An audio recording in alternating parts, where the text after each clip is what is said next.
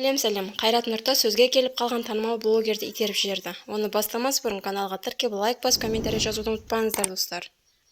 Қазақ эстрадасының жарық жұлдызы Қайрат Нұртасқа қатысты тағы да шу шықты. Белгілі әнші ел алдында танымал блогермен сөзге келіп оны итеріп қалды. Жұртшылық қос жұлдыздың арасында не болғанын білмейді ал. Олардың кейбірі бәлкім концерт барысында түсінбеушілік орын алғанын айтады. Сонымен бірге қалың оқырман Қайрат Нұртастың көкірек екенін жеткізді. Олар өнер иесі осы мінезінің кесірінен әрдайым шулы оқиғаларға тап болғанын жазған. Қайрат Нұртастың осылай өзінше болып көкірек көретін бірінші рет емес. Несіне таң қаласыңдар? Адамда қарапайым мәдениет деген жоқ. Мүмкін екеуі де жай қайып қуған шығар. Күтейік те не дейтінін. Қайрат Нұртас мен үшін әнші емес, жай тойдың әншілері. Бізде әншілер осылай шетінен бәрі жұлдыз болып кеткен.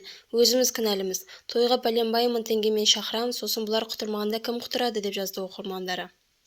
Соңына дейін тыңдағандарыңызға рахмет. Лайк басып, комментарий жазып, қоңырау белгісін басуды ұмытпаңыздар. Шоу-бизнес жаңалықтары сіздерге әрдайым бірінші жаңалықты жеткізіп отыратын болады. Өз пікірлеріңізді жазыңыздар.